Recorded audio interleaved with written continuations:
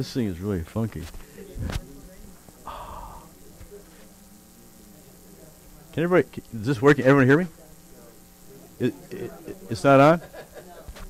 Test. Testing. How's that? This is really. Okay, how's that? Better? You hear me okay back there? For sure? Okay, so we got a couple minutes. I'm still showing 2 minutes, so let's wait a couple minutes before we start. I saw a car just pull in. Somebody's walking in.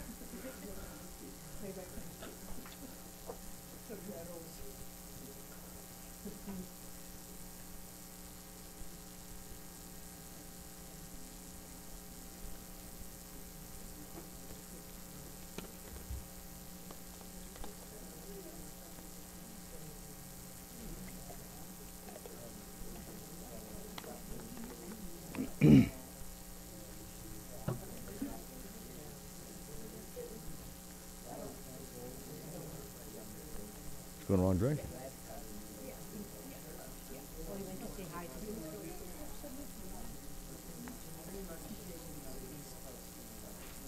So I like to start right on time. You guys, I show 6:29. Because it is Maui time? You folks can still hear me back there, right? This needs to be actually right close. Okay, well, let's get started.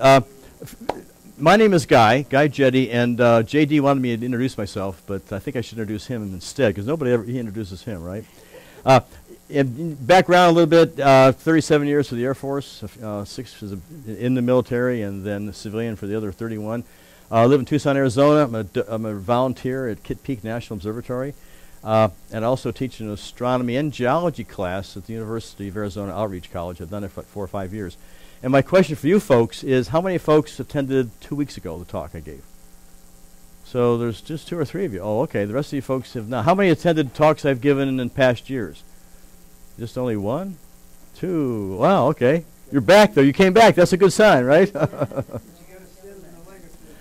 I know. But, I don't like to be behind a podium. I kind of like to walk around. So I'll try to stand here a little bit and walk around somewhat.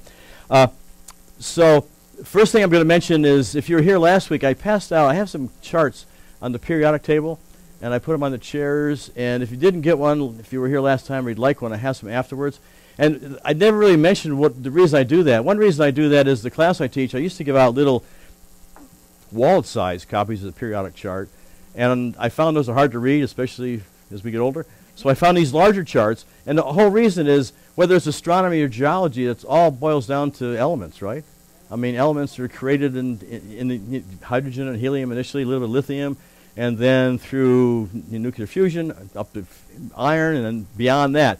So it's definitely tied in, and I'm also working on a presentation for probably a year or so from now on the periodic chart and its implications or relationship with astronomy and geology. So that's kind of one of the reasons I passed out these charts. It's kind of a nice takeaway, if you will, from the talk. So without any further ado, let me go ahead and start the talk. So what we're going to talk about this evening are the observatories of the Southern Hemisphere. I mean, a lot of us are familiar with Northern Hemisphere observatories, be it Mauna Kea, Haleakala, places like Kitt Peak, but the southern telescopes and observatories, and by down under, sometimes that implies Australia, but I'm looking at it more general, down under the equator, okay? So that's where we're going to go. We're going to go and we're going to look at observatories and telescopes in Chile and Africa and Australia and Antarctica. We won't spend a lot of time on any one of them because I want to give you a good broad survey. At the same time, we'll have some little bit of South American type music and some photographs of some of the landscape in Australia, South America, and you'll see some of the landscape in Antarctica also. So that's kind of where we're going. And I got, there's about 4 short 2-minute videos that are pertinent to the talk. And if you're still hanging in there at the end of the talk, I've got a couple of the videos that go a total of about 7 minutes to talk about 2 of the particular observatories that I didn't have time to put in the mainline presentation. But if you want to hang in there when I'm done, they're about the 2 South Pole telescopes, which give a little more detail on those telescopes at the South Pole. So any questions before I start? Going once, going twice?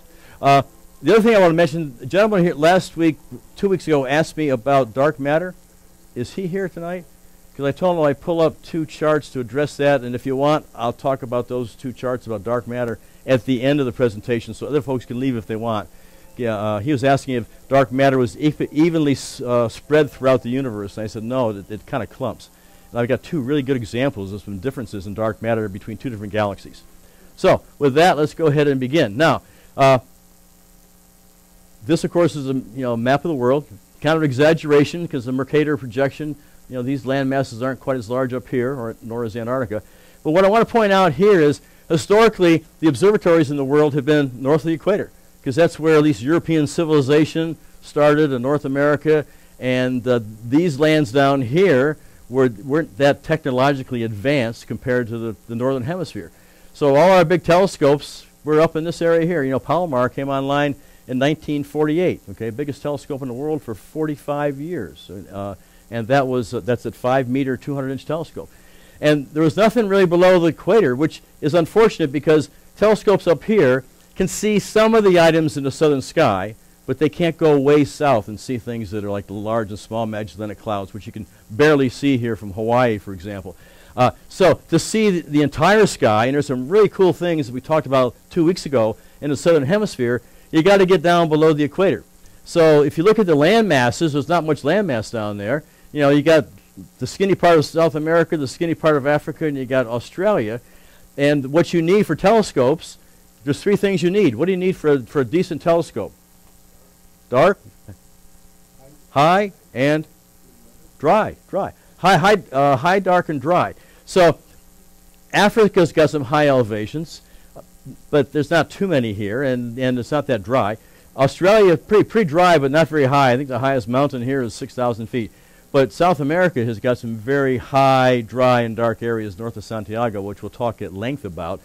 Antarctica's also got some pretty high elevations on top of that ice, and we will talk about that. In addition to being high, dry, and dark, there's 2 other things you need if you want to have a decent observatory besides high, dry, and dark. Any thoughts on what that might be? The country you're in needs to be politically stable and relatively advanced. So, there's some countries, at least historically, had some problems in terms of political stability in parts of Africa. Even South America, they've had some political stability problems. Less so, of course, Australia. So you want political stability, and you also want to have an infrastructure, so a relatively developed nation. You don't want to you could have political stability, and you could be in a country that had no infrastructure. That's not going to do you any good. So that's what we're looking at in terms of these 3 continents, or 4 continents, we'll visit this evening. And to give you kind of an overview of that, here's basically these blue ones are the comparative areas of the mirrors from the northern hemisphere. And starting up here, we have these are basically 4-meter class telescopes. This one here, William Herschel, is in the Canary Islands, as is this Galileo telescope in the Canary Islands. This UK infrared telescope and the Canadian, French, and Hawaii telescope, those 2 telescopes are on Mauna Kea, okay, here in Hawaii. The WIN is in Arizona, 3.5 meters. This one here is in southern New Mexico. You may have heard of the Apache Point telescope, about 3.5 meters. And this is Kitt Peak, a 4-meter telescope on Kitt Peak. Now, to give you an idea here, I mentioned Palomar. Palomar, 1948, came online. It's 5 meters. Largest telescope in the world for 45 years. Kitt Peak's 4-meter, and these are 2 small telescopes now, relatively speaking. This came online in '73. At the time, it was the 2nd largest telescope in the world. 2nd largest telescope. And now it ranks about 25th in terms of size of telescopes. And the reason Palomar stopped in 1993 being the largest telescope in the world is because the 2 Keck 10-meter mirrors came online in Mauna Kea. And the other big ones here, of course, Subaru is on Mauna Kea, Gemini North, Mauna Kea. This is 8.2 meters, 8.1 meters, pardon, is that a question? 8.1 for Gemini North on Mauna Kea. And we're going to visit the twin for this, Gemini South in South America. MMT is a 6-meter that's in the Santa Rita Mountains, south of Tucson. This is a not too successful 6-meter mirror that the Russians put together a number of years ago. And this is a 10-meter that's in West Texas in the Davis Mountains. This is a 10-meter that's in the Canary Islands. And this is a large binocular telescope, 2 8.4-meter mirrors on Mount Graham at 10,000 feet in southern Arizona. So that's kind of the northern hemisphere, the big ones at least. Southern hemisphere, these are, again, these 4-meter class. The ESO, European Southern Observatory, that's 3.6. The NTT is about 3.6. That's a new technology telescope. The Sierra Tololo 4-meter is a twin of this one here at 4 meters.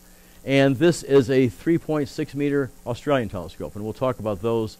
But the biggies we'll also talk about, this is the African telescope. I won't give you any details now, but you'll see it in a few minutes. These are 4 telescopes on Parnell in South America that are 8.2 meters. And Magellan, a couple 6.5-meter telescopes. And then we'll talk about even bigger ones than these, okay? And we'll also talk about, this is a 10-meter, sub-millimeter telescope at the South Pole at 9,000 feet, 9,200 feet in Antarctica. So that kind of gives you an overview of where we're going to be going and what we're going to be looking at. So first, let's go to South Africa. The South African Astronomy organization has a big telescope called the South African Large Telescope. They are referred to as SALT, S-A-L-T. And that's near Sutherland, South Africa. And what that telescope looks like, here's the dome. And there's a picture with some snow. It is, again, I mentioned 10 meters. It has 91 1-meter hexagons. So unlike a monolithic mirror, it has these hexagon mirrors, okay? And again, there's 2 classes of telescopes. You have monolithic mirrors, and then you have hexagon mirrors that are, you make a larger array. Because the largest monolithic mirrors in the world are the 8.4-meter mirrors that the University of Arizona makes at the Mirror Lab.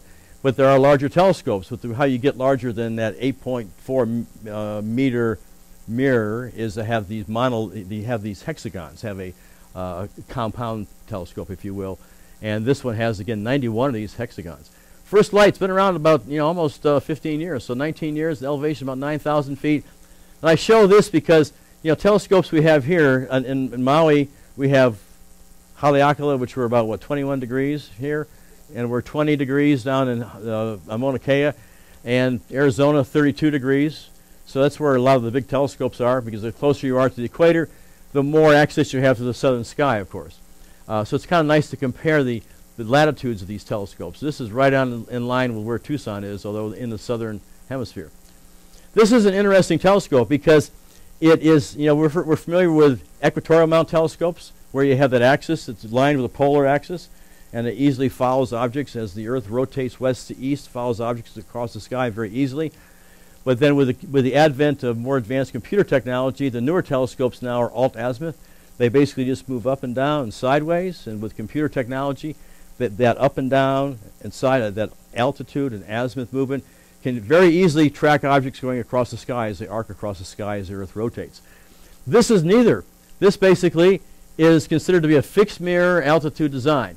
So this is fixed at an angle of 37 degrees from the zenith being straight up, okay? And the reason I do this, a couple of reasons. First reason is it's a lot cheaper. It does move a little bit side to side, but not very, very much. And most of the motion comes right here. By having this relatively fixed, with a little bit of azimuth movement, but by moving this, they can still cover about 70% of the visible sky. Okay, so they gain a lot in terms of it's a lot cheaper, it's a lot simpler, and this is basically a calibration unit to help calibrate the mirror. That's what this tower is for. So this was based upon, I showed you in the earlier chart, that HET telescope, the Hobby Everly telescope in West Texas in the Davis Mountains. And that is the same kind of design, 10 meter, and this was based very closely to that design in West Texas. So this telescope, and here, by the way, you can see these hexagons. Here are these 1 meter hexes, and they have 91 of them. So partners, not only, of course, Africa, but you can see here the U.S., UK, New Zealand, Poland, and Germany. In addition, most of us here in Maui are familiar with Las Cumbres, the Las Cumbres Global Observatory Telescope. It's a network of telescopes. And for example, on Haleakala, we have the 2 meter Falks telescope. And that's Falks North. There's a Falks South we'll talk about later. It's in Australia. But there's also a number of there's a number of 1 meter telescopes, about 9 or so. 3 of them, of these 1 meter telescopes, are right there in that same mountaintop with the SALT telescope in Sutherland, South Africa.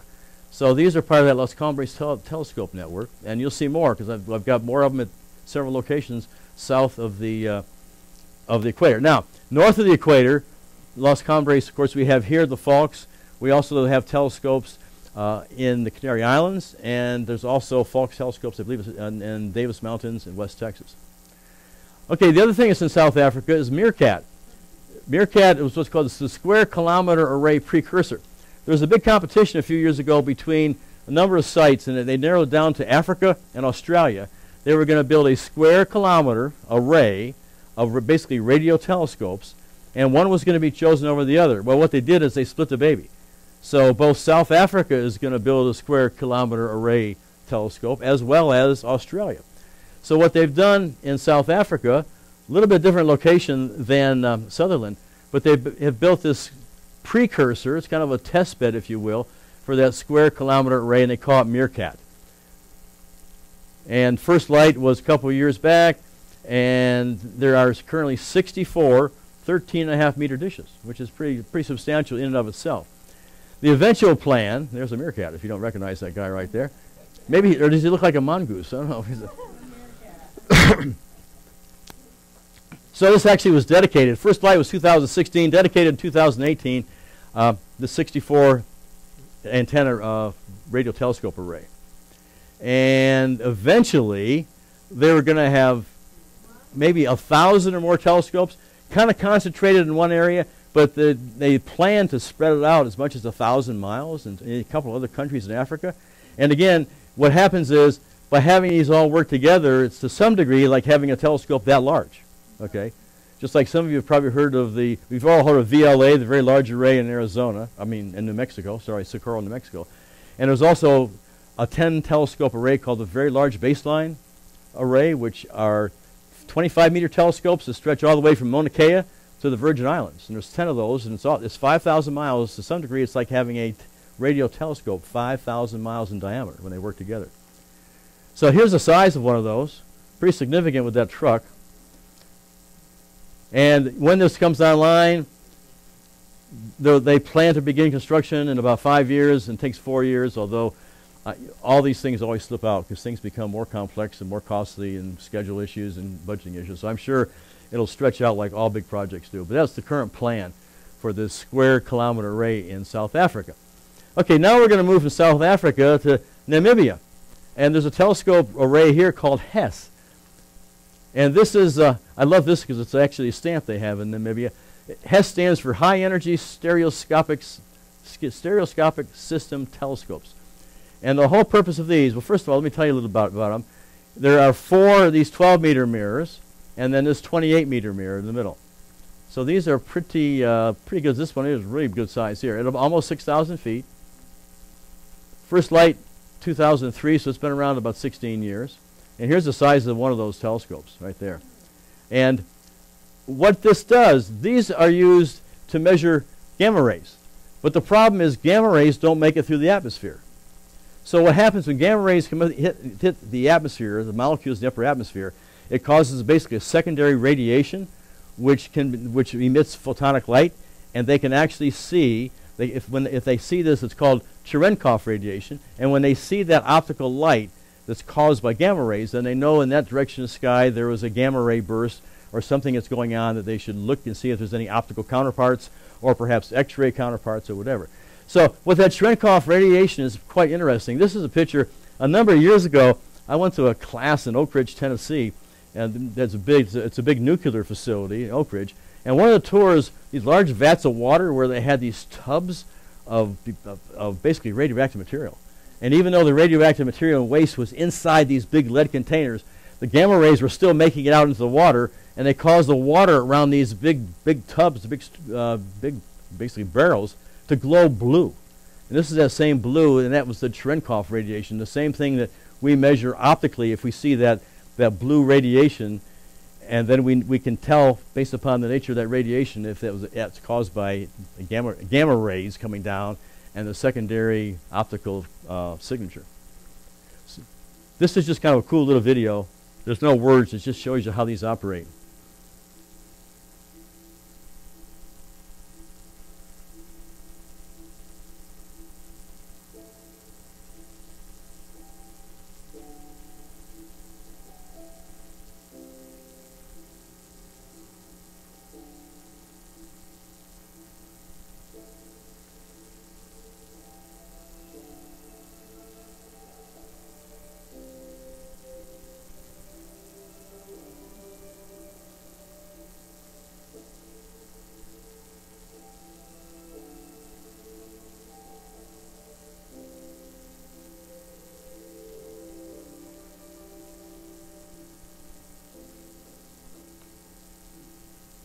There's large Magellanic Cloud, small Magellanic Cloud.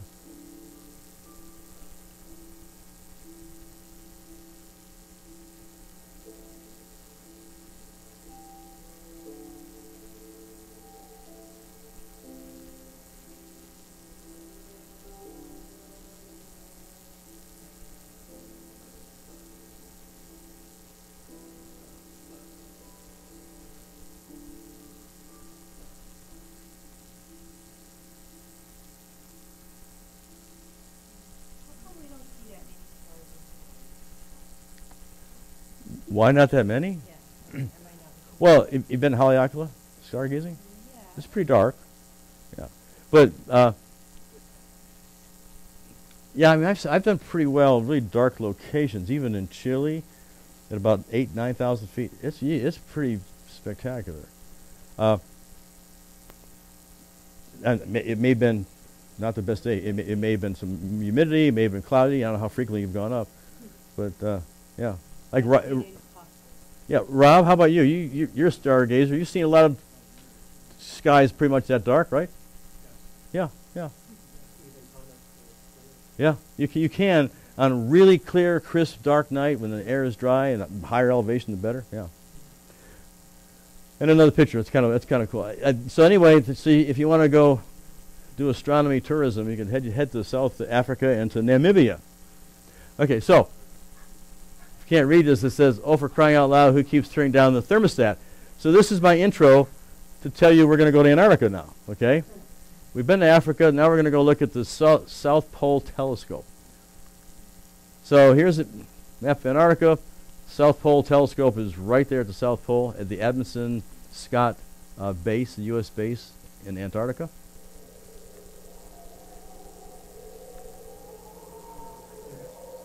Doesn't sound like Maui, does it? That's not quite the trade winds.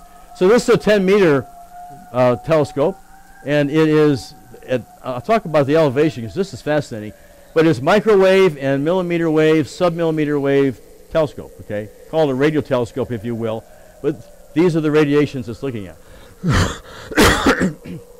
So, the beauty about Antarctica is it's cold enough that, you know, the colder it gets, the air doesn't hold that much moisture, right?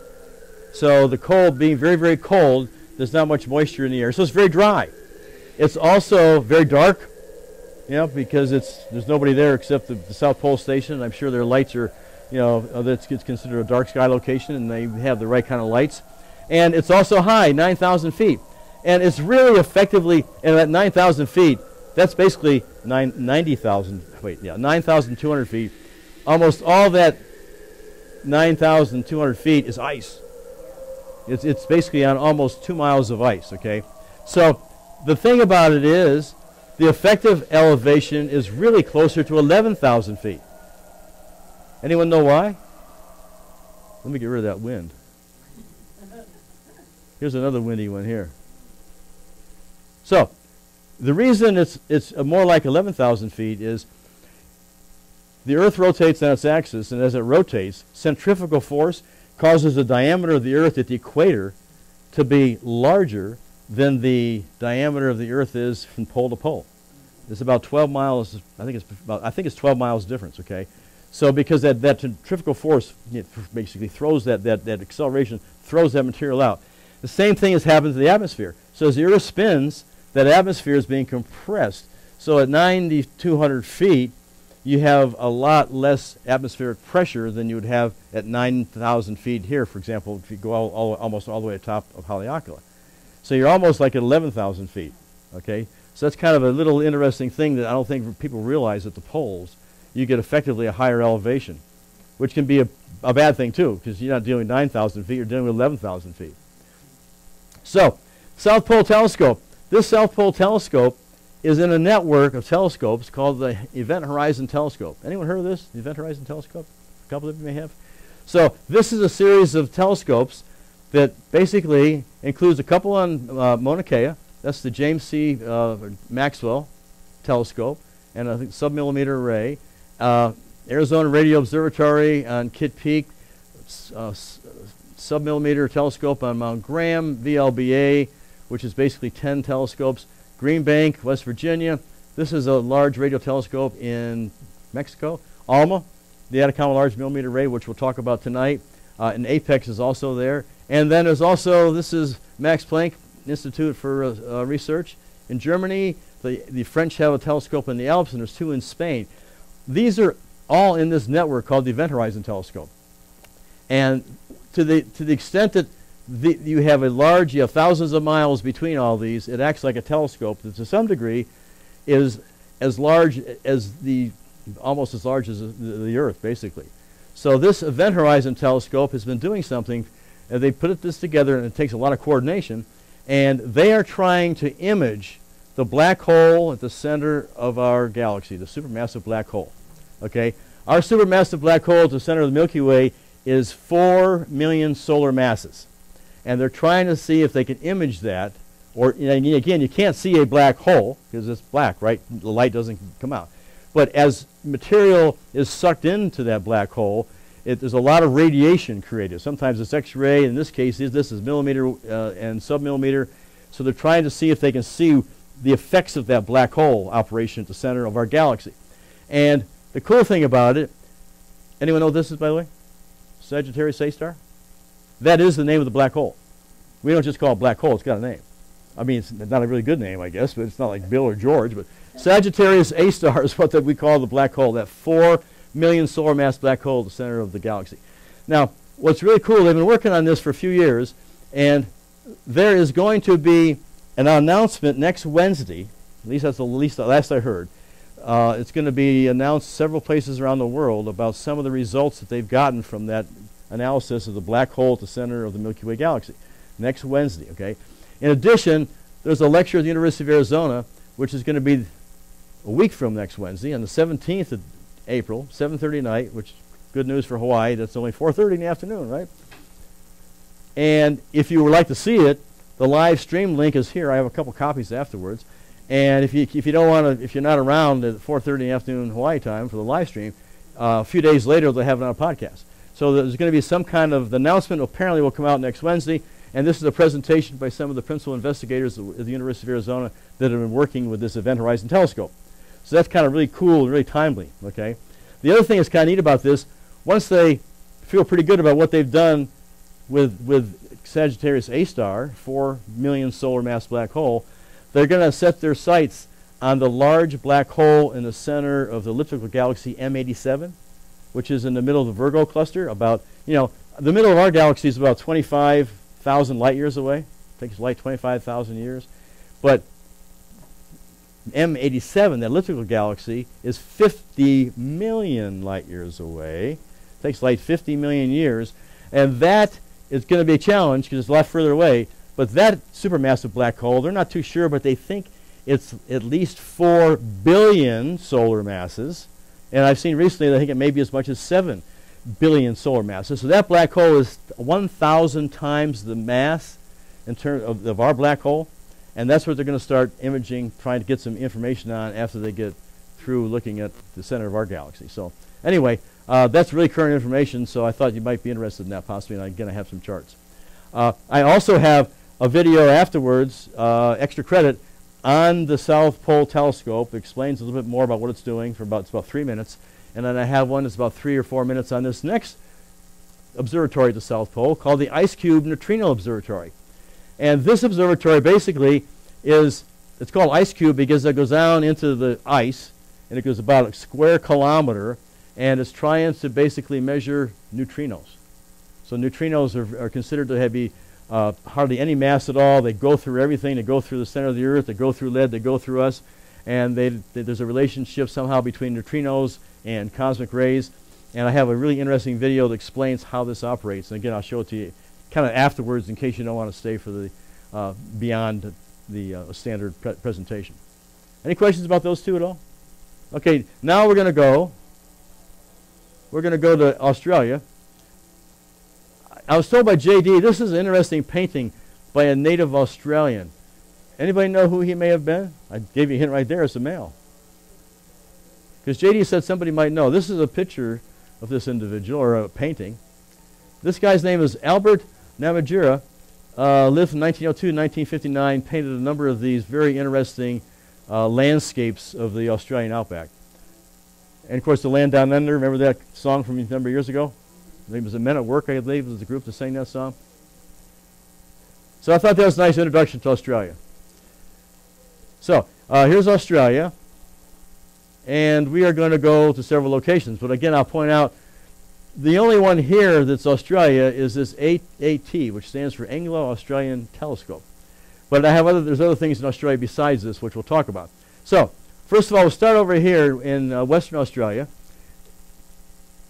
in the Murchison Radio Astronomy Observatory. And there's a couple of different instruments here. This observatory has the Square Kilometer Array Pathfinder. Remember we talked about that Pathfinder, the Meerkat in South Africa? Here's the one in Australia, which currently has 36 12-meter antennas. First light was about 7 years ago, and 27 degrees south. In addition, there's the Murchison Wide Field Array, and it has these dipoles here. And there's basically, oh, she went too fast. There's going to be, again, there's going to be a field of these eventually that's about 3 kilometers on the side. So they're going to have, basically this is going to be about a good square kilometer of collecting area with these radio telescopes in Western Australia. So next I want to take you to Coonabarabran, if someone can pronounce that better than I can. Maybe, and if anyone's been to any of these places, anyone been to any of these places in Australia? Any of these astronomy sites, please let me know. So this is the Australian Astronomical Observatory, specifically Siding Springs, and it came online. As a matter of fact, the site was developed about 1967, and again, it was one of the biggest telescopes at the time because it was almost 4 meters, 3.9 meters, biggest telescope at the time in the Southern Hemisphere, and it's been a very good telescope. The first light was 74. Before many of the other big telescopes got into the Southern Hemisphere. Again, about the same 31 degrees south that we're looking at. Elevation's not too high, but it's kind of dry there. It was called the Anglo-Australian Telescope for the longest time because it was a consortium of the British and the Australians. But as of 2010, the Australians took it over entirely, and now it's called AAT, which would be Australian Astronomical Telescope. So they've dropped the Anglo out of it. But again, it's been a very good telescope for a number of years, and it was the only big telescope in Australia. So in addition, at this site, Siding Springs, this is the observatory. This is the building, which houses this telescope, which is, anyone recognize that? That's the Los Cumbres Observatory Global Telescope. It's the Falks 2 meters south. So it's the same as our 2 meter here on Mauna Kea, on Haleakala. This is a southern counterpart, the two 2 meter telescopes, one here and one there. It happens to be at Siding Springs, Australia. First light was about 15 years ago. Okay, Parkes. This is a fascinating instrument here. Been around quite a while. I mean, it's huge. It's like 64 meters in diameter, a couple hundred feet. Again, elevation, Australia, not very high, so it's only 1,000 feet, 33 degrees south latitude. Great picture with the moon. And it's interesting because there was a movie made about this telescope in 2000. And the movie is called The Dish. And it was the most popular money-making movie in 2000 in Australia. And it's kind of a quasi-comedy. And it's based on a true account because this was used in the Apollo missions to help get to the moon and back and communicate with the astronauts.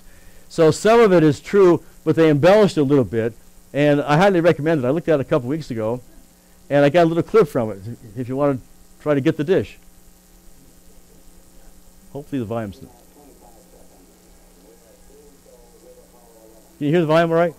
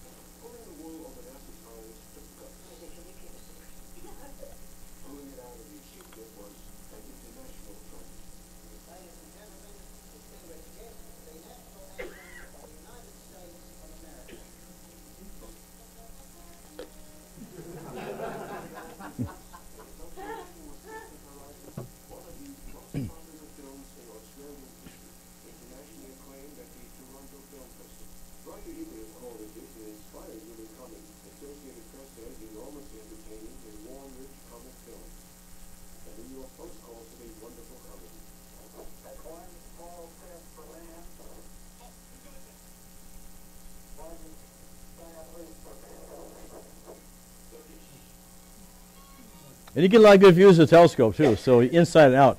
And I've seen some reviews saying that they basically made the inside was as it looked, you know, what, 50 years ago almost now, in the late 1960s, almost 50 years.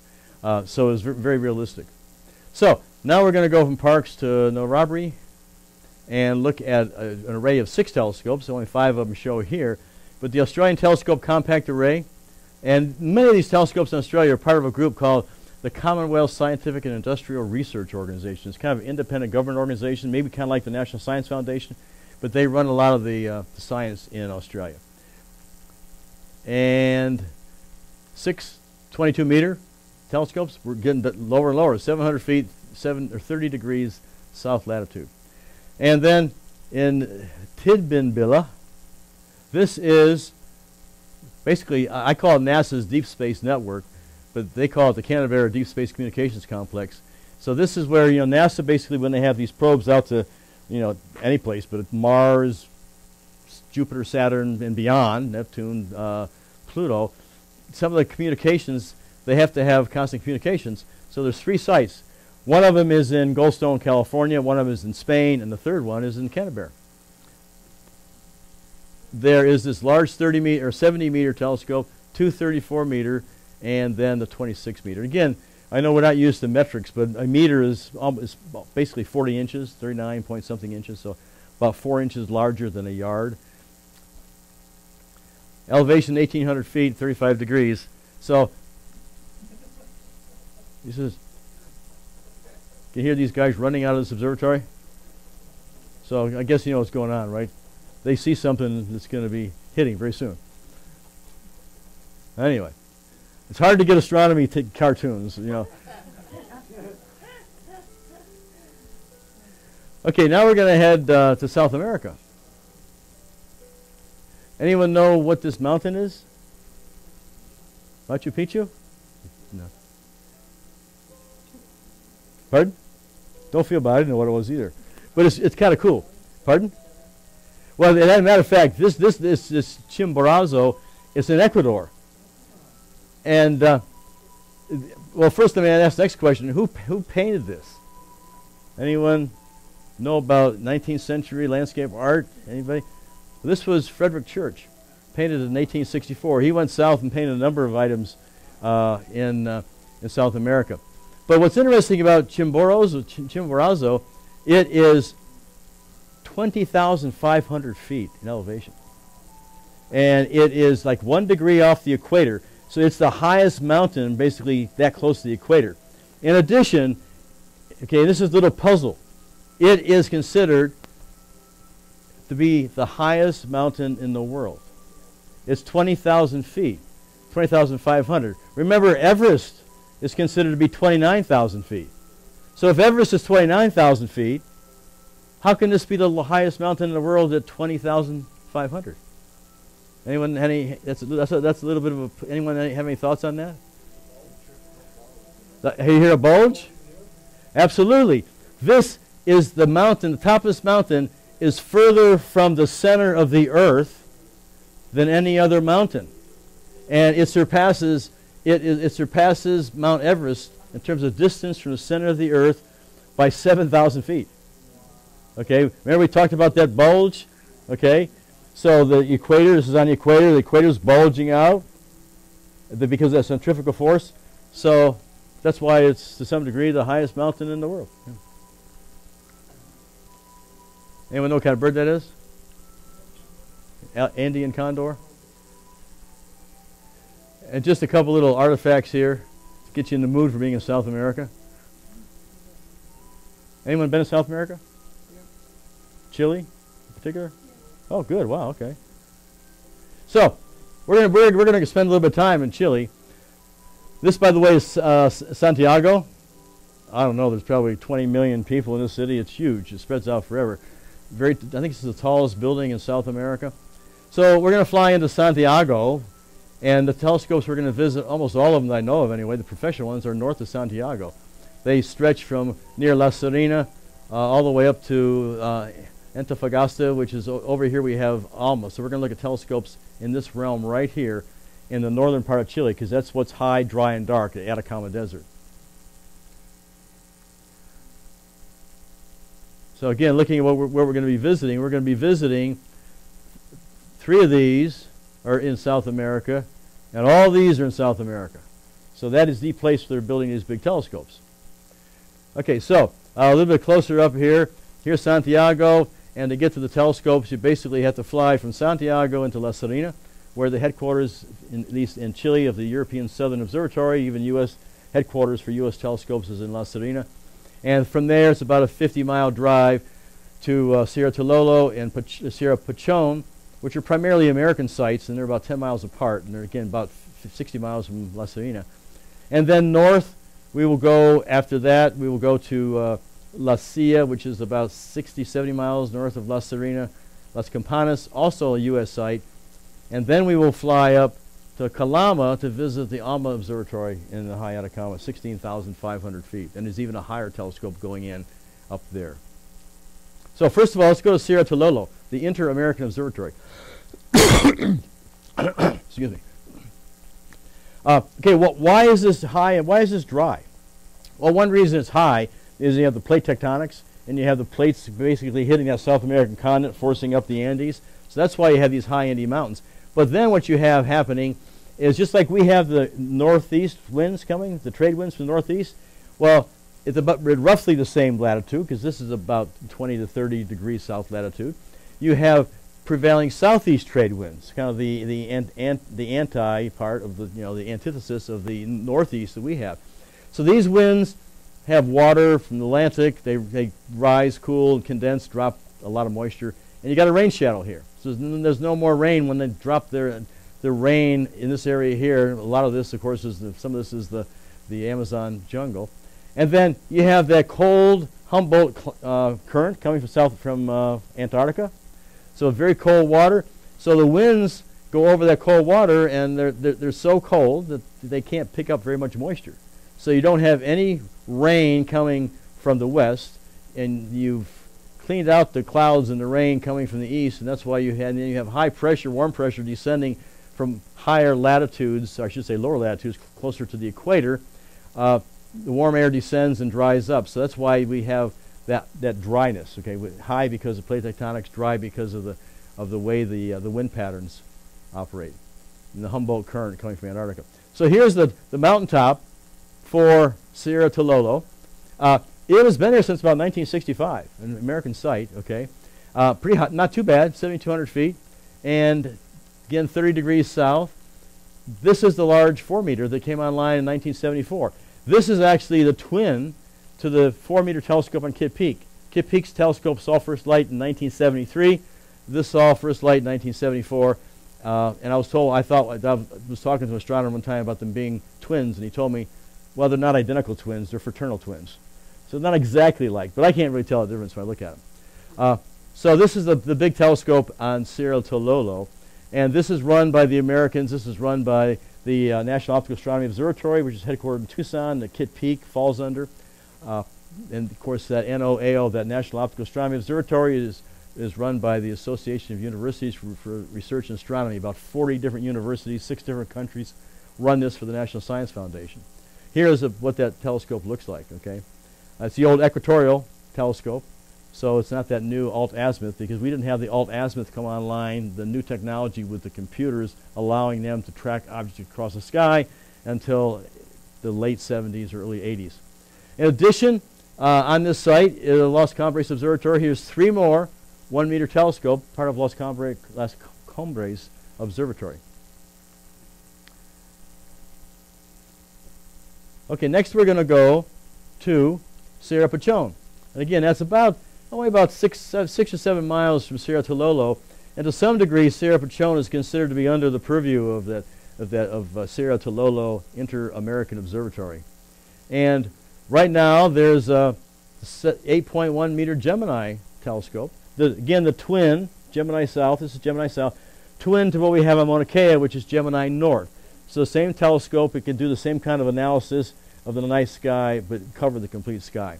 And that's been a great telescope. And then there's a telescope they put on board a few years ago called SOAR, which stands for Southern Optical Astronomy Research Telescope, about 4 meters. And what I'll show you next, here's a picture of SOAR. And what I'll show you next is LSST, which is an 8.4 meter mirror, Large Synoptic Survey Telescope. It's an 8 meter mirror that was made at the Mirror Lab at the University of Arizona. And first, I guess we'll talk a little bit closer about Gemini South. Almost 9,000 feet, so pretty good elevation, 8.1 meters. Here's a young lady standing in front of this large mirror, this beautiful looking telescope. And LSST, this is what the building will look like. It's not quite complete, but Large Synoptic Survey Telescope. Elevation, again, I mentioned almost 9,000 feet. First light, maybe 2020. And here's what it looks like. Here's the size of this compared to a person standing right here. And here's the mirror. This mirror is unique because it is considered, this is an 8.4 meter primary mirror, but when they made this, you can't see it quite very well here, but about 5 meters of this inside is an additional mirror. So you have the telescope, the basic telescope mirror, but then the middle section is another mirror. So this has been removed. So you have the outer edge, which is the 8.4, but then this inner edge, about 5 meters, is a tertiary mirror. Because the light comes in, hits the primary, goes to a secondary mirror, bounces back down to the tertiary, and then up into the optics. Okay, so it was kind of, I don't think it's the only telescope that's ever made like that, so it was a real challenge. And it's going to be a survey telescope. It's here is the size of the focal plane array. It's good, the full moon, half a degree in the sky. So this is 3 degrees. It's going to look at 3 degrees of the sky, and you can see if you take that moon and put it out about 6 of those, you get about 3 degrees. And on Haleakala, we have pan-stars, and the mirror up there, or I should say the camera up there, is 1.4 gigapixels, which I believe is the largest camera in the world, optical camera, at 4.1 gigapixels. That's 1,400 megapixels. This one is going to be 3.2 gigapixels. So 3,200 megapixels will be the camera on this telescope. And what it will do, it will basically, I mentioned 3-degree field of view. It will take pictures of the night sky, but every 15 seconds it can change. And it will, over a period of years, take about 30 million different objects.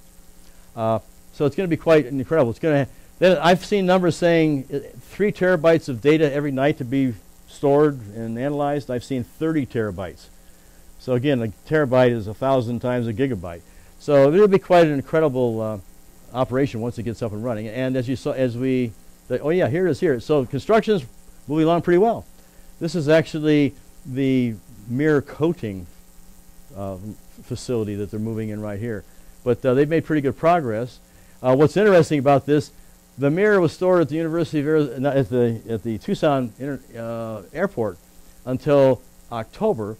They moved it back to the Mirror Lab, did some more work on it, and on the 15th of March, They basically loaded it up. Well, it would take 2 days to get to the Houston port, the port of Houston in Texas. Took them 10 days. They left the 15th of March this year and arrived the 26th of March. So 10, 11 days, going very slow. Look at the size of this, and taking back roads that were less crowded but still acceptable in terms of the road conditions. And now, I haven't heard that it's left Houston yet, but it's awaiting being put on a ship to be sent to South America. It'll take 5 weeks to get to South America, and it'll have to go through the Panama Canal. How do they package something like that so it doesn't get destroyed? Very carefully. Absolutely. The mirror itself weighs, these 8.4 meter mirrors weigh 40,000 pounds. And something I read said that the actual structure weighs more than that. Sure. Yeah. And there's a picture I saw on the internet where there was an individual standing inside this. It's huge inside there. Yeah. So that is a big issue. Yeah. Not only making sure you have the right container, but properly having the right people driving this, and you have escort vehicles, and you're stopping 10 times to stay overnight, I guess. Or So how much do you think it weighs, actually? Like something like that, just approximately? well, the mirror itself weighs about 40,000 pounds. Yeah. Yeah, Plus, so it's got to be. I think what it was. I think I read. I'm glad you asked that. I think this whole operation, whole thing weighs, I think, 100 tons. Does that make sense? yeah. I might be wrong about that. No, Yeah. but it's Well, the mirrors are interesting because the mirror technology has changed quite a bit. I know the 4-meter mirror, University of Arizona, on Kitt Peak, that 4-meter mirror weighs 30,000 pounds. And these 8-meter mirrors are twice the diameter, 4 times the area. So if you told me that a 4-meter mirror weighed 30,000 pounds, and then you asked me how much do you think an 8-meter mirror, I'd multiply it by 4 and say 120,000 pounds. right. But it only weighs 30% more. We only go from 30,000 to 40,000. So it's a lot lighter, relatively speaking, because of the technology. They make it with honeycomb technology. You know, they actually have pieces of glass they melt, and they go into these honeycomb arrangements. So the mirror is very stiff and very strong, but it's not all this massive glass. It's like Corning glass. Yeah, Corning glass. This mirror here, I think the one on Haleakala came from Germany. But this one here, the glass, the actual glass came from almost all the glass these mirrors have done at the university come from O'Hara, which is a glass company in Japan. And it's very high quality glass. So, and they make them right there at the university. They take these glass and they have quality control, and they put them in this big, they have this big kind of it's an oven, but they don't have them closed yet. And they have these hexagons, and they put this glass in it, and then once they get all this glass placed, and they put, I don't know, a couple thousand pieces of glass, and they close it all up, and then they start rotating it about 7 times a minute, and they turn the heat up 2,000 degrees. And they have a camera in there, so you can actually see the glass melting. And it saves a lot of time. In the old days, you had to do a lot of grinding of the glass, but this saves time because you already have the basic shape that you need. You still have to refine it and clean it up and all, but it saves a lot of time. Yeah.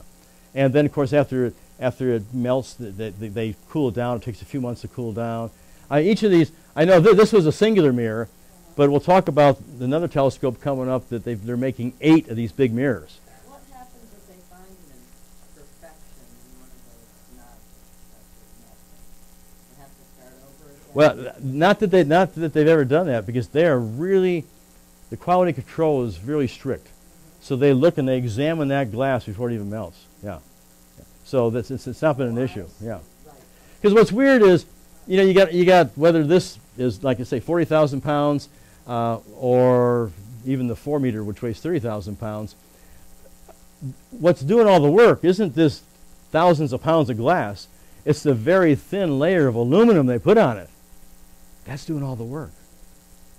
I mean, the aluminum, when they put that aluminum on here, it's like 1/1000th the thickness of a human hair. I mean, it is thin when they coat that with aluminum. And then what they do, about every couple, 2-3 years, they actually remove the old layer of aluminum because it gets oxidized and all, and they have to put a new layer on. That's why they have these, what's called a vapor deposition chamber. They put these in to recoat the mirrors periodically. But interesting process. I got a couple of other charts coming up to show you how big these mirrors are. So now we're going to go to Las Campanas. Again, we're just doing Americans right now. Cerro Tololo, primarily American, Pachon, and Pachon's, again, where LSST is going to go, and now Las Campanas. So Las Campanas, there's a couple of famous telescopes there called the Magellan Telescope, 6.5 meters. And here they are here, twin Magellan telescopes at about 700-800 feet. First light, 2000, 2020. And by the way, if you were here last week, we talked about the Southern Cross. Here's the Southern Cross right here. So here's A Crux, which is the brightest star in the Southern Cross. B Crux or Mimosa, Gay Crux, and this is Alpha Centauri or Rigel Kent, and this is Hadar, which is Beta Centauri, sometimes called Agena. And these are the pointer stars, which point you to the Southern Cross. And here's the Coalsack, if you've heard of the Coalsack, which is a dark nebula. Okay. So this site, Campanas, is primarily run by Carnegie Institute. University of Arizona is heavily involved, as is Harvard, University of Michigan, and MIT. Here is one of the three big telescopes coming down the line. So this is called the Giant Magellan Telescope. And I'll let you take a look at it before I talk about it.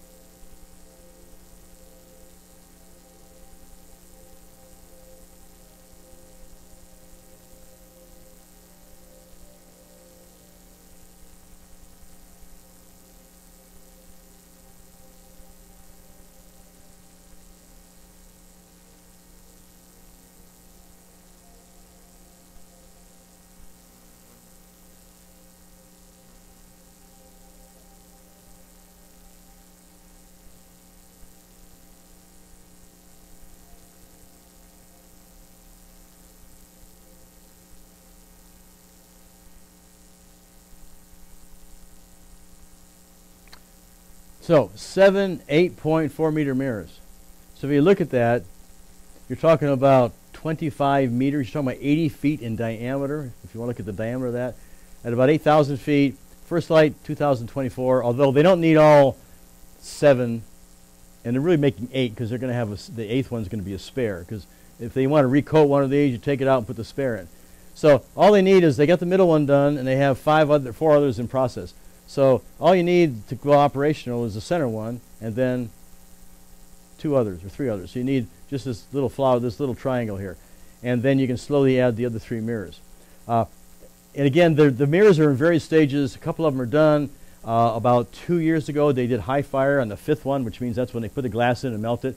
And most of the mirrors are in various stages of polishing and refinement at the university. Again, 8.4 meters is about 28 feet. This is one mirror right here. Here's this guy right here, standing there. If you look, this is what the size of those mirrors would be. And you can see this individual over here, next to these mirrors. You get to use it 10% of the time. Now, both Hawaii and Chile are smart, because you put telescopes in Hawaii. My understanding is you owe 10% of that time to the University of Hawaii, astronomy. Same way with Chile.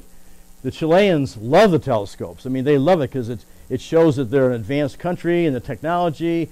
Tourism is increasing. They're putting out PhDs in astronomy at the universities in Chile. So the Chileans love the astronomy, and it gives them prestige in the world, okay?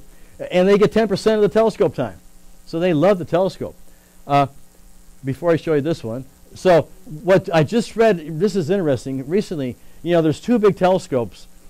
There's this one, and you've all heard of TMT, the 30-meter telescope. TMT, back in October 2014, they started up the mountain, Mauna Kea, to put in that 30-meter telescope. And there were some protests, and because it's a sacred mountain, and it all kind of came to a halt. It went back to the Hawaiian Supreme Court, and they recently approved it. But I tried to check, and my understanding is they have not yet started construction on the 30-meter telescope in Hawaii. So I don't know whether they think there still could be some issues or what the problem is. It may go on Mauna Kea, I'm not too sure, but they have an alternate site. Not as good as Mauna Kea. That's the best, arguably the best site in the Northern Hemisphere. But they put it in the Canary Islands. Once the protest started 4 years ago, they've had a team starting to work on that alternate site. So it may still go to the Canary Islands. But what I think most interesting about this, and by the way, the TMT is University of California, Caltech, I think it's China, Canada, and Japan. So those are who the partners are for this TMT. But what they're doing now, they're trying to join together, and that you're referring to it as the U.S. Extremely Large Telescopes. And they're trying to basically join forces with TMT and GMT, get funding from the National Science Foundation, because the way it was set up before, unless you were part of the group paying for this, you weren't going to get to use it. Unless you were paying for the TMT, you weren't going to get to use it. But they're trying to open it up, get more funding from, like, for example, the National Science Foundation, and then anybody could basically use these. You know, they'd have to have their proposals reviewed. So it's interesting that, because it was going to be, one way or the other, I guess TMT is going to be in the Northern Hemisphere, and you have one big telescope in the Northern Hemisphere, one big telescope in the Southern Hemisphere, and for them to work as a group is probably a good idea. How high are the mountains in the Canary Islands? Not that high. I think the highest one's about 9,000 feet. So not as high as here. It's still in the middle of the ocean, not quite as isolated as Hawaii is in the ocean, but it's, it's quite a ways from the continent. So it's still pretty, free in terms of light pollution, but the elevation isn't as good as it could be. Yeah. So we'll see where it goes. I'm not too sure. I thought maybe they put this in Chile, but I thought they put that one in Chile, but it'd be kind of redundant because there's another one coming into Chile, which you'll see in a minute. Okay. Yeah.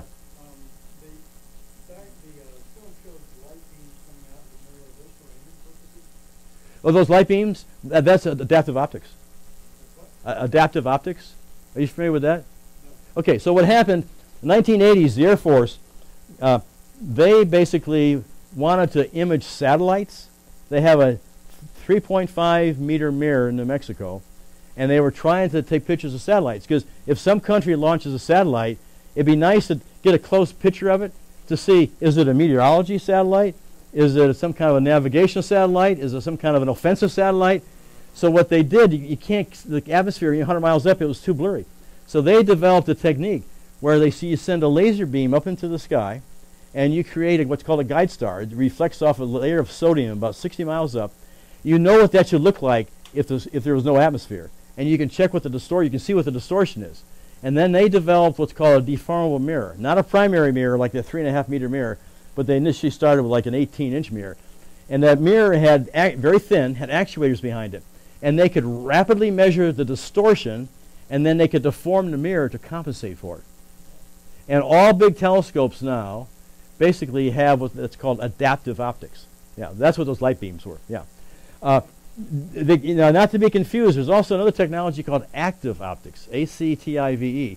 And that's used on a lot of big telescopes too, but that's basically actuators. As you turn that telescope mirror, and you have the gravity can distort it as well as temperatures, and active optics make minor adjustments to the shape of that mirror to adjust for that distortion because of gravity or because of anything that's, well, not only gravity, but temperature differences. Yeah. So active and adaptive. But adaptive was it was top secret for a number of years. Then the Air Force declassified it and they released it to the astronomy community. Astronomers took it and they ran with it. And now they've really developed it even further. So it's orders of magnitude better than it was 20 years ago. Yeah. Okay. So that's kind of where we are with these two big telescopes. Okay, this is just a little break here. He says it's not an invasion, it's a cruise. So they aren't invading, they're just going on the Love Boat cruise. What can I say? What are you going to do, right? There do seem to be more tourists these days, right? Every place, Maui and everywhere. Pardon? They're happy. They do, right? They look happy. I'm not too sure about these guys. Anyway, okay. So we talked about the Americans. Now we're going to go to the Europeans. La Silla was one of the earlier sites, about 8,000 feet, 29 degrees south. The two big telescopes. This one here, was a 3.6 meter, came on quite early. And this was one in 1989, about the same size, 3.6 meters, called the New Technology Telescope. Here is the 3.6 is where we're at standing, and this is the New Technology. Well, there's a lot of telescopes on this mountain. It's an older site. It's the first site the Europeans put in South America in the 1960s. So some of the scopes are being decommissioned, but still, they've still got some decent telescopes up there. And here's the one 1976 came online, 3.6. Did I say 3.9? 3.6 meters. And then one about the same size, 1989, at La Silla.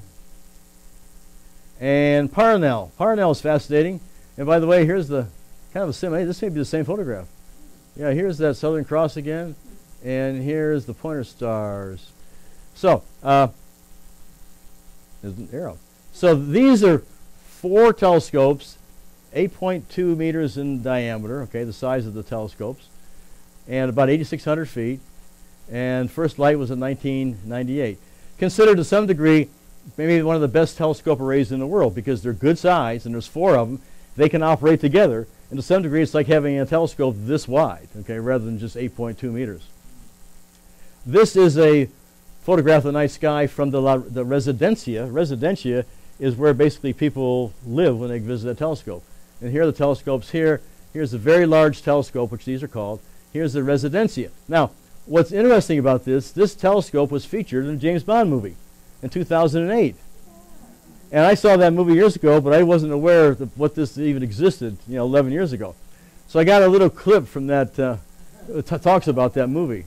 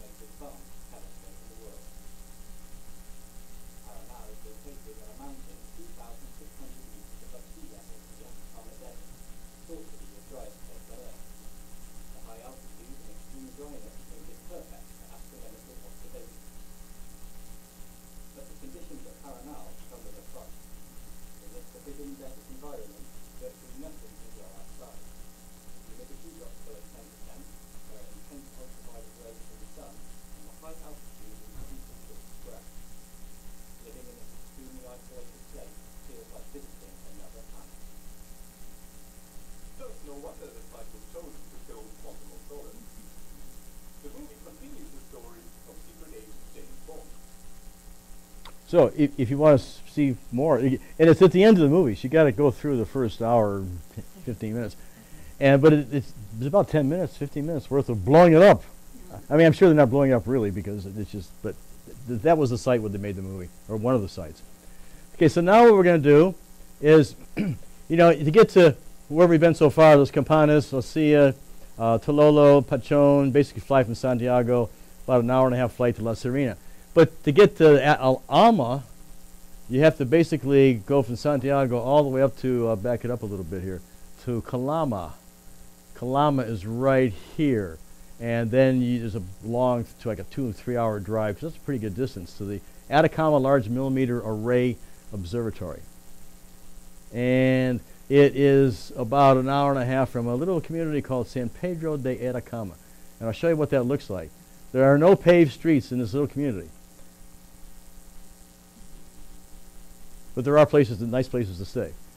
It's San Pedro de Atacama.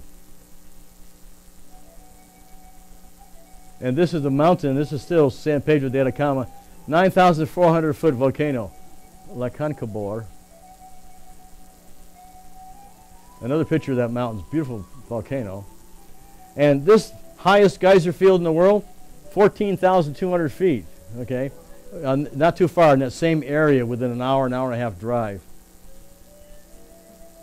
And salt plains. These are basically salt flats because it rains not much, but it rains. It all drains down. There's no drainage, and these forms these polygons, and basically gypsum, calcium sulfate, and other types of salts at 13,000 feet. So quite an incredible location. Anyone recognize who these guys are? Y'all know what llamas are, of course, and you know what well, these are vicuna, but you're right. These are vicuna, but here's the guanacos you mentioned, right here. Both these vicunas and guanacos, they're the wild versions of llamas and alpacas. And they also have another more guanacos. Lots of flamingos and some of those salty lakes. And then this guy here, anyone know what he is? I have to put the name up there because I can't remember it. He is a fishcacha. Kind of looks like a rabbit, but not quite. Okay, so that's kind of what the environment is up there at Ama. And the site is Chanator. And here's what you find. The Atacama Large Millimeter Array, you have a large number of these dishes. It's at 16,500 feet. The base is at 9,000 feet, where most of the workers are. But then you haul up to 16,000 feet, and oxygen's kind of an issue up there for the people that work there. There's 54 12-meter mirrors, or dishes, and 12 7-meter dishes. And there's a symbol. See the Southern Cross, and there's the symbol they have for the Atacama Large Millimeter Array. And, why so high for these telescopes? Pardon? Moisture, absolutely. Because they have to be, water is opaque to millimeter radiation, so there's not much water up there. So these are measuring millimeter waves. And then what they do, they can move them around. They can move them to within, 100 meters of each other, or they can move them out to about 16 kilometers. And if it's humid, the closer they bring them together, the more accurate they are resolution-wise if it's humid. If it's not humid, they can be further apart. So if it's very humid, they bring them together, they operate more efficiently. And just some more pictures. And this is another photograph of the same type area there. This is one of those called salars, which is a salt flat at about 14,000 feet. Now, it looks like a drawing, but it's actually a photograph. The other thing they're doing, the Tokyo Atacama Observatory is building an observatory right it's again that same Chanator, but not at 16,500 feet, 2,000 feet higher. 18.5, they're building a 6.5 meter mirror. So that's going to be at 18,500 feet.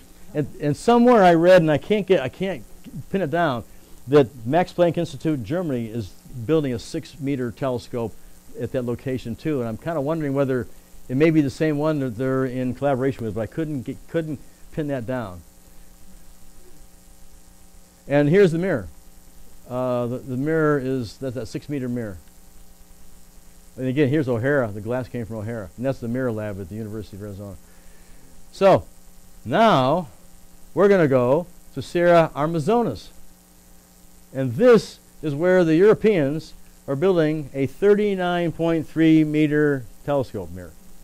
And you can see the size of this mirror. Here's some individuals and a truck. And this used to be called the EELT, which was the European Extremely Large Telescope.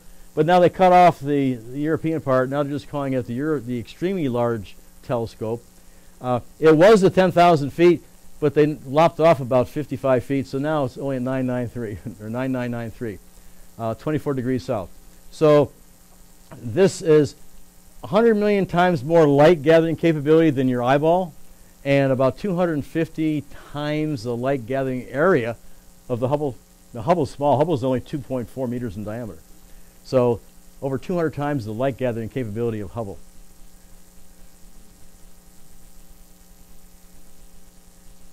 So here, oops, I want to go back one. Uh-oh, I got to go through this again.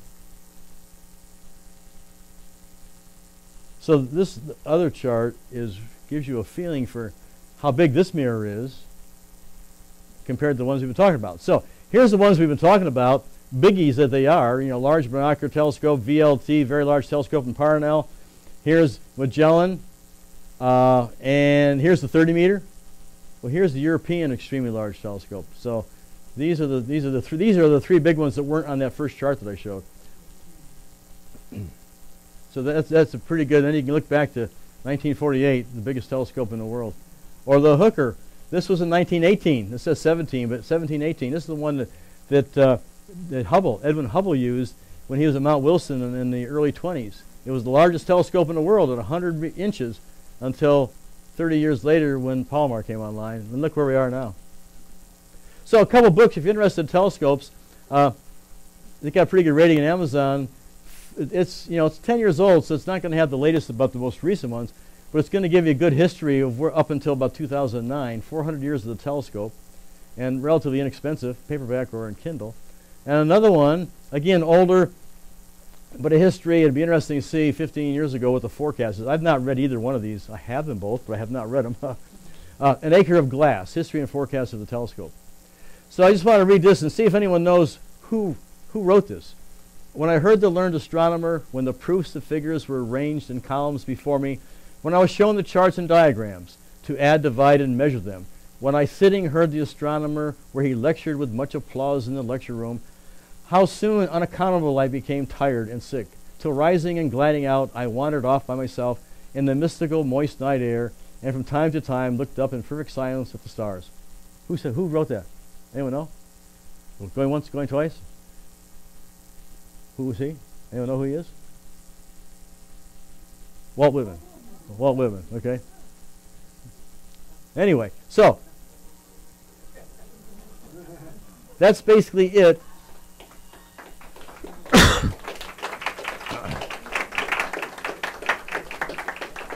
But so feel free to take off, because I understand we've been doing this for like an hour and 20 minutes. But I will, if you want to hang in here, I'll show you a couple things about dark matter. And then I'll also show two videos, one about the Icecube Observatory in Antarctica, and one about the, what's the other one? The solar, the Event Horizon Telescope. So someone asked me a question, if dark matter was evenly distributed. So this is basically this is the Milky Way with just the stars, a rendition of what it would look like. And this is what it would look like with dark matter. And, there's 100 billion, 200 billion stars here. And there's 6 times the weight of those stars in dark matter in this big halo. Well, they found that in most galaxies have dark matter, okay? They're the scaffolding upon which galaxies form. They're the kind of the glue that holds things together. Well, they found a galaxy recently, Triangulum 2, a dwarf galaxy, and it's about here in relation to the Milky Way. It's only got about 1,000 stars, and then it's only got about the same mass as like 500 solar masses. So it's not very large. The radius would be, in terms of the light they can see, would be 34 parsecs, which is about 100 light years. And the mass to light ratio, though, there's 3,600 times more mass than there's the light from these stars. Again, up here, there's probably 6 times more mass than the light that actually you can see. But this has 3,600 times more mass than light. Highest of any known galaxy. Highest concentration of dark matter ever discovered so far. So that answers one of the questions, is it evenly distributed? Well, not according to this. And by the way, this was discovered by pan-stars up in Haleakala by Benjamin Levins. Anyone know Benjamin Levins? There's Benjamin here. Will you please stand up? He's not here. He didn't make it. So the other one, the other side of that is, here's a galaxy where they found no dark matter at all. It's NGC, New General Catalog 1052. It's a ultra diffuse, but this galaxy is about 1 billion stars, but you can see right through it. You can see other galaxies beyond this. There's no center bulge as a galaxy. There's no spiral arms. about 1 billion stars. There's some strange things going on. There's some large globular clusters that are larger than usual, and those globular clusters are going 1/3 as slow as they should be going, because they should go much faster if there's a lot of dark matter, and they're going very, very slow. So this is the opposite. No dark matter in this galaxy, and a stupendous amount in the other galaxy. Okay, so this is a little video about the Event Horizon Telescope, which gives you some more information than I had mentioned. Just over 100 years ago, Einstein showed how gravity could be imagined as a distortion of space-time. His equations revealed that an object small enough and massive enough could hide behind an event horizon, a point where gravity is so strong that not even light could escape. Astronomers now believe that these objects, known as black holes, exist. They inhabit the centers of almost all galaxies, where they can grow to be millions or billions of times the mass of our sun. Despite this history and growing astronomical evidence, we have never actually seen a black hole. The Event Horizon Telescope, or EHT, is the first experiment designed to capture a black hole's image. In doing so, the EHT will test Einstein's theory of gravity at one of the most extreme places in the universe, the event horizon. The best chance we have of taking a picture of an event horizon is the supermassive black hole at the center of our own Milky Way. Though it is 4 million times as massive as our sun, it is so far away that mapping its event horizon is equivalent to standing in New York and counting the individual dimples on a golf ball in Los Angeles. Gas falling towards these black holes heats up to billions of degrees, causing the event horizon to appear as a silhouette whose size and shape are predicted by Einstein's theory. It is best to observe this silhouette in light with a wavelength of about 1 millimeter, where the gas glows most brightly, and light can travel unimpeded from the center of the galaxy to telescopes on Earth. Close to the black hole, the light waves appear circular, like ripples in the pond, but by the time they reach Earth, they are essentially plane waves. Imaging a black hole at this wavelength requires a telescope as big as our planet. The EHT uses a global network of dishes to simulate a telescope of this size. Each dish collects and records radio waves coming from near the black hole. The data are then combined to create the image of the event horizon. This will only work, however, if the dishes are completely synchronized. To understand this, let's use the analogy of a mirror, such as an optical telescope used for stargazing. Imagine the EHT formed from all the different array sites as one big parabolic mirror. The mirror is curved so that when a line of waves comes into the dish, they bounce off at specific angles and arrive at the focus at the same time. When the EHT sites are synchronized, their recordings can later be perfectly aligned in the same way that the mirror aligns the optical light. If the surface of the mirror is not stable, if it is vibrating, for example, the reflected light rays will not combine properly at the focus. For the EHT, an unstable mirror surface is analogous to an unstable recording. To ensure stability, the EHT uses atomic clocks that will lose only 1 second every 100 million years. The amount of data recorded during observation is so large that it could never be transferred over the internet. Instead, the recordings are stored on hard disks and shipped back to a central facility for processing.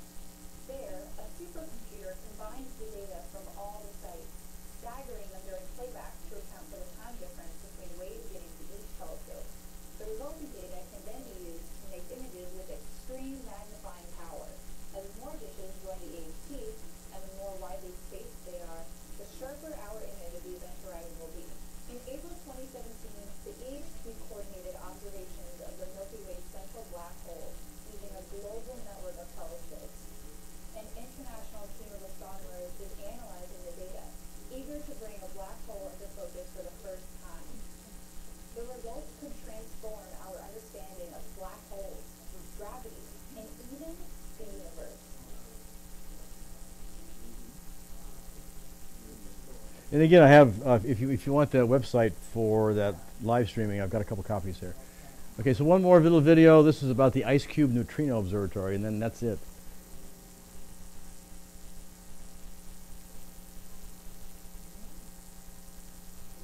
We have the neutrinos that have only one origin, know, they're statistical, but that's as far as we know. And it is the first time that we have a hint of what could be the source of these neutrinos.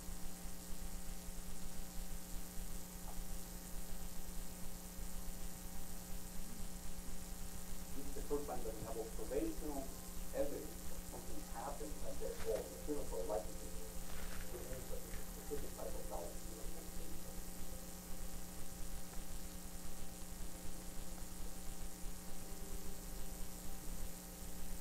What we will be reporting is a potential temporal and directional coincidence between a neutrino that has likely a statistical origin and a flare in gamma rays.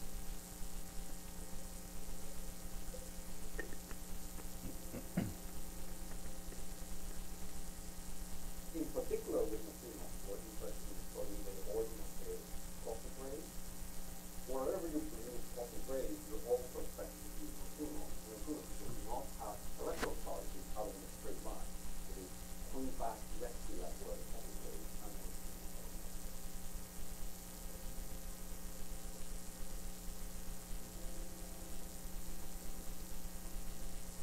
detecting neutrinos.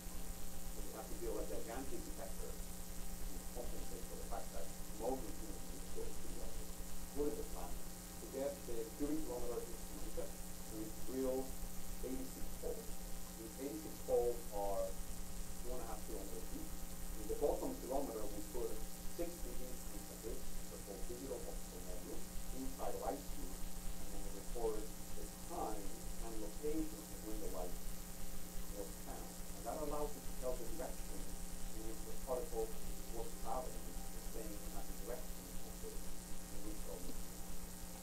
Because the neutrinos are coming more or less from all directions with equal probability, that is a hint that the origin of the neutrino sources is extragalactic. This has provided something to us to say, and that makes it a lot more interesting. Okay, that's all, folks. Advice on.